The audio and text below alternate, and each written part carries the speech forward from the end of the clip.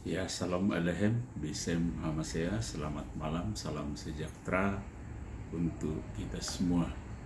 Materi kita pada malam ini yaitu siapakah Nabi seperti Musa yang dinubuatkan dalam kitab suci Taurat, yaitu Ulangan 18 ayat 18 sampai 20. Sebelum kita membahas lebih lanjut, saya akan bacakan firman Tuhan yang tercantum dalam Ulangan 18 ayat 18. Seorang nabi akan kubangkitkan bagi mereka dari antara saudara mereka seperti engkau ini. Aku akan menaruh firmanku dalam mulutnya dan ia akan mengatakan kepada mereka segala yang kuperintahkan kepadanya. Orang yang tidak mendengarkan segala firmanku yang akan diucapkan nabi itu demi namaku, daripadanya akan kutuntut pertanggungjawaban.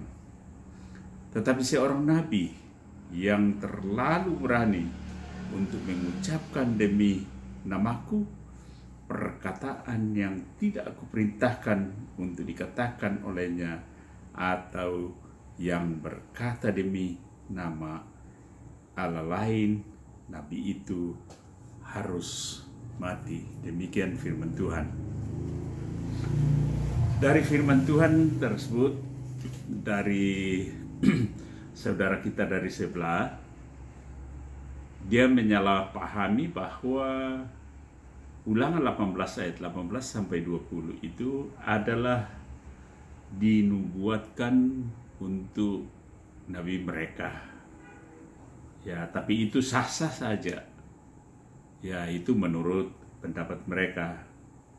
Tetapi menurut keyakinan kita sebagai seorang Kristen, itu jauh dari kebenaran. Karena yang dimaksudkan di dalam ini ialah bahwa dia berasal dari tengah-tengah Bani Israel itu sendiri. Ya, kita ketahui bahwa Bani Israel itu ada 12. Ya, 12 Bani Israel. Dan tentunya ya Yesus Kristus dia berasal dari Yehuda dan Musa dari suku Lewi, sehingga terang benderang kita lihat bahwa keduanya itu adalah dari Bani Israel.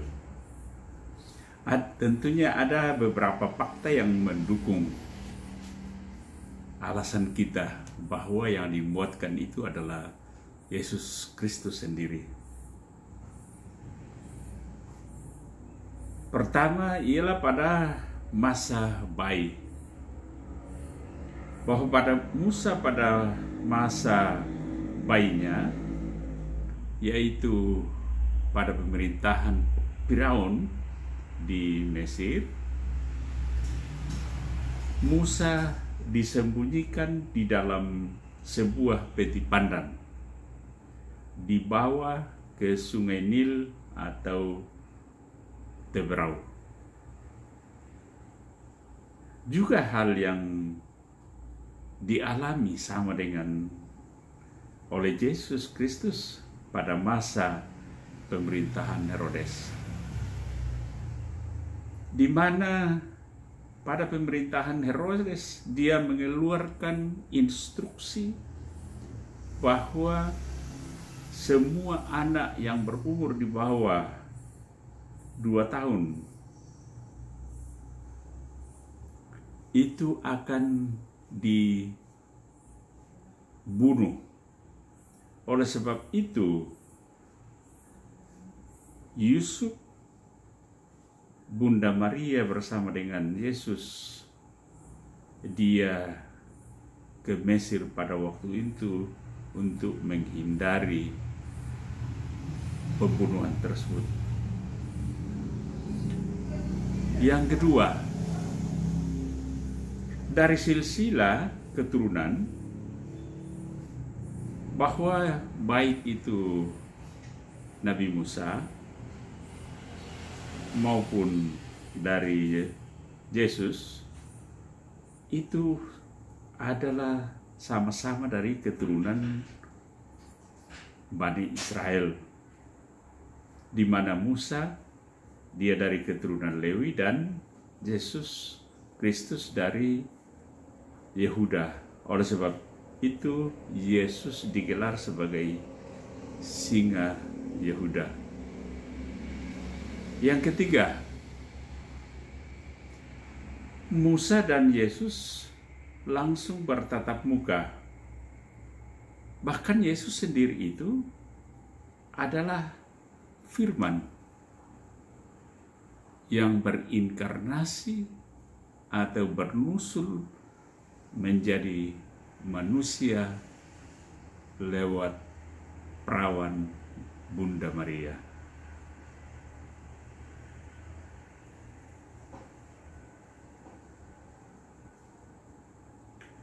Yang keempat ialah bahwa Musa dan Yesus sama-sama banyak bernubuat dan bermujizat. Musa waktu dia menghadap ke Firaun di Mesir, ada beberapa mujizat yang disampaikan atau diperagakan di depan Firaun. Tetapi bahkan Firaun tidak memberikan orang Mesir itu untuk keluar dari orang Israel, tidak akan diberikan kesempatan untuk keluar dari Mesir pada waktu itu. Sehingga yang terakhir ialah memberikan tulah, di mana anak sulung daripada orang Israel itu dibunuh. Sehingga semua rumah-rumah orang Israel di Mesir pada waktu itu diberikan tanda darah, sehingga pada waktu malaikat lewat itu, setiap yang ada tanda darah itu dilewati atau disebut sebagai pesat. Yang kelima, bahwa di dalam kitab Hosea 11 ayat 1, dari Mesir kupanggil anakku.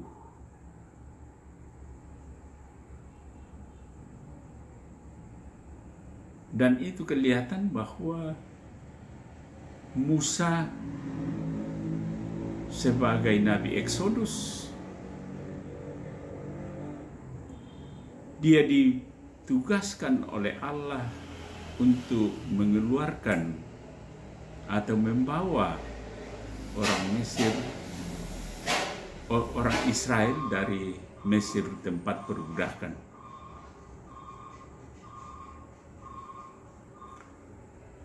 Yesus adalah Exodus rohani, di mana Yesus melepaskan Bani Adam dari belenggu dosa, yaitu melalui kematiannya di atas kayu salib.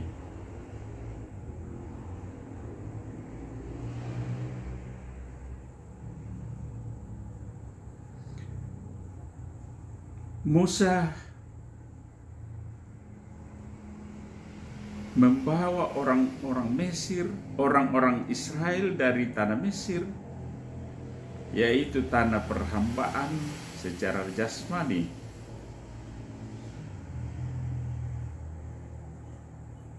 banyak hal-hal yang dilakukan atau mujizat-mujizat yang dilakukan sepanjang perjalanan sebelum masuk ke dalam tanah Kanaan atau tanah perjanjian. Juga Yesus Kristus selama kurang lebih 3,5 tahun, dia banyak bernubuat dan bermujizat, yaitu menyembuhkan orang sakit, mentahirkan orang kusta, menghentikan seorang ibu yang perdarahan 12 tahun, menyembuhkan orang lumpuh, bahkan membangkitkan orang mati.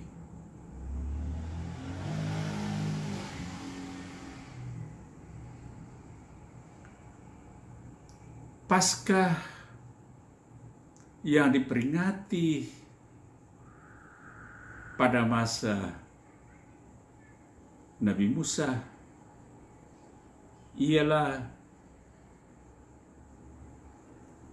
makan roti dan minum anggur yang merupakan lambang kesengsaraan orang Israel di Mesir. Dan sampai saat ini di rumah-rumah orang Yahudi itu masih dilaksanakan sampai sekarang. Paskah yang dilakukan oleh Yesus Kristus ialah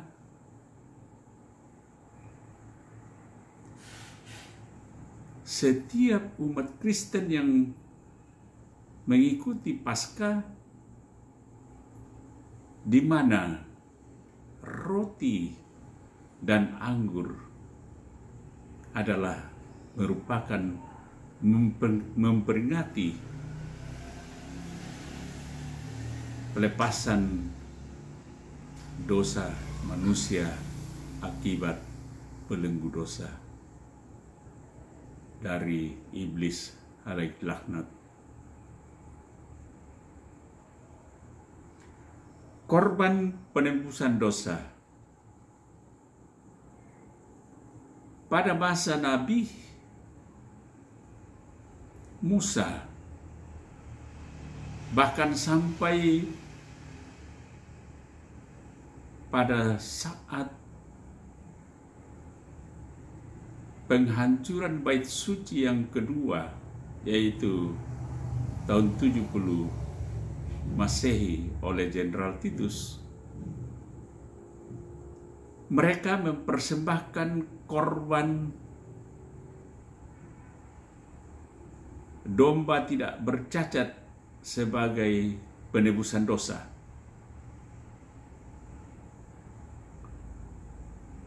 Sedangkan Yesus, dia sebagai anak domba yang tidak bercacat, tidak berdosa, dia mengorbankan dirinya demi untuk pelepasan dosa umat manusia.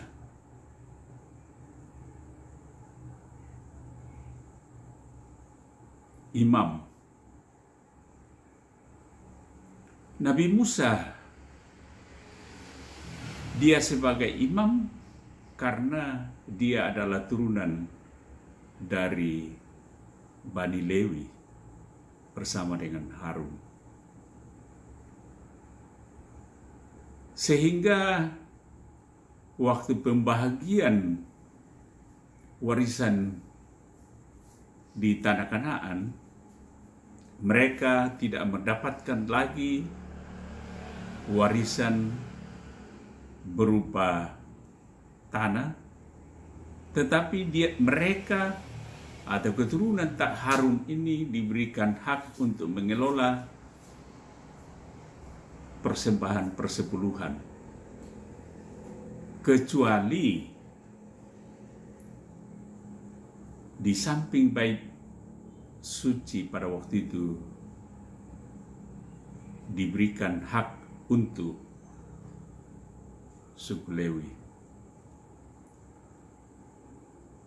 Yesus Kristus sebagai imam besar bukan karena dia keturunan Lewi, karena dia dari Yehuda, tetapi keimaman Yesus Kristus itu adalah imam lewat jalur khusus, yaitu lewat jalur Imam Melkisedek.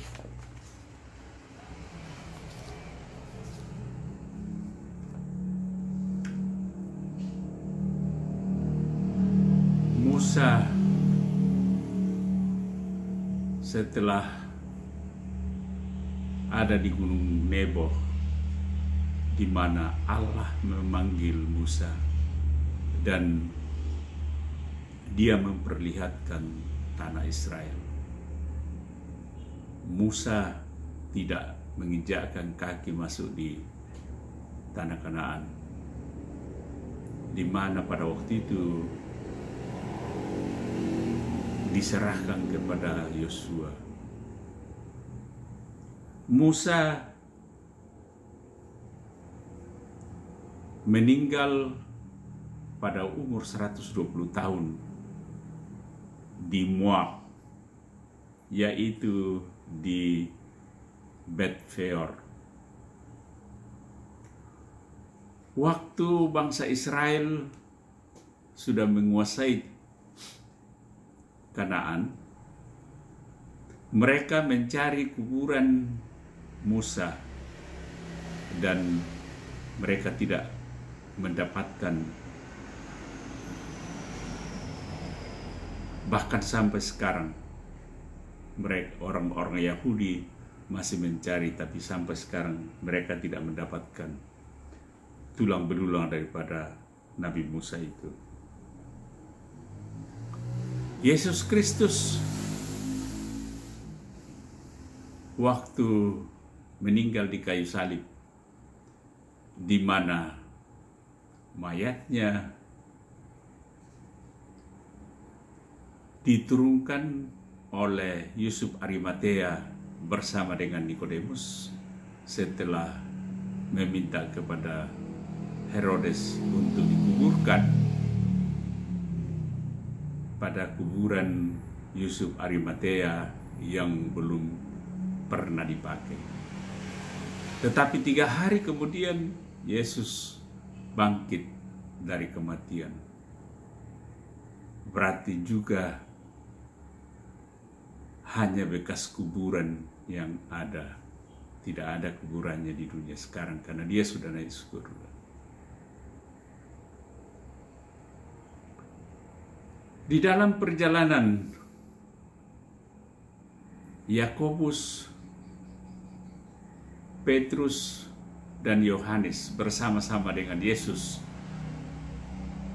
naik ke salah satu gunung yang tinggi yang diyakini oleh bangsa Israel bahwa itu adalah Gunung Tabor, di mana sekarang didirikan gereja yang cukup besar, yaitu gereja Transfigurasi. Pada waktu ketika ketiga murid daripada Yesus itu berada di gunung, di mana Yesus tiba-tiba terangkat oleh awan yang sangat putih. Dan dalam penglihatan ketiga murid itu, dia melihat Yesus berada di tengah-tengah Elia dan Musa. Sehingga boleh dikatakan atau merupakan fakta bahwa Musa sudah ada di surga pada waktu itu. Dan ketiga rasul itu, waktu selesai suara dari Allah, inilah anakku yang kukasihi, kepadanya lah aku berkenan. Mereka dalam penglihatan tersebut, di mana Elia dan Musa sudah tidak nampak dan tinggal Yesus yang ada. Pada waktu itu Petrus katakan bahwa, Guru, kami akan membuat 3 tenda di tempat ini. Tetapi apa kata Yesus? Peristiwa ini jangan kamu sampaikan kepada siapapun. Ya, barangkali itulah beberapa poin yang bisa mendukung fakta bahwa yang dibuatkan di dalam Ulangan 18 ayat 18 sampai 20 tidak lain adalah Yesus Kristus itu sendiri.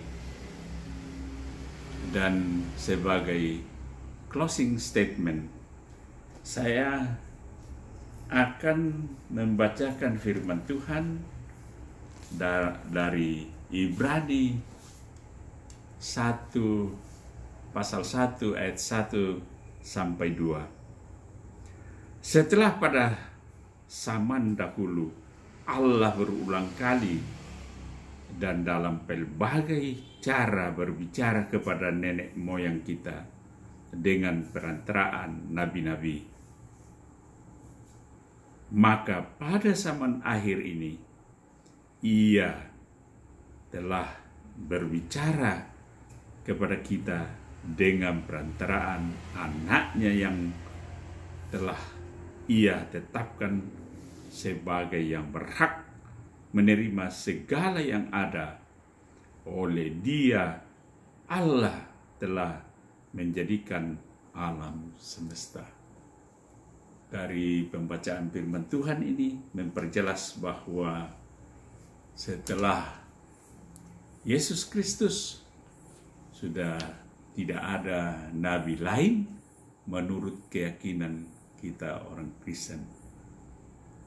Sampai di sini saja dulu. Mudah-mudahan dengan materi ini semakin menguatkan iman percaya kita dan kita selalu diberkati oleh Tuhan. Shalom Elohim Bisem Hamasea. Terima kasih.